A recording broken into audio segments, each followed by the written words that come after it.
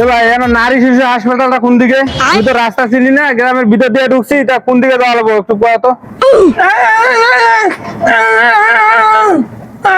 এ ভাই কি কন আপনি? আপনার কথা তো কিছুই বুঝি না। এ ভাই তুমি কথা কোন দিকে?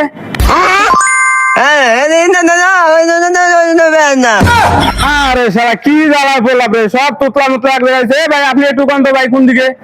আমার বউয়ের ডেলিভারি, আমার যাওয়া লাগে, একটু তাড়াতাড়ি কোনছে ভাই কোন দিকে?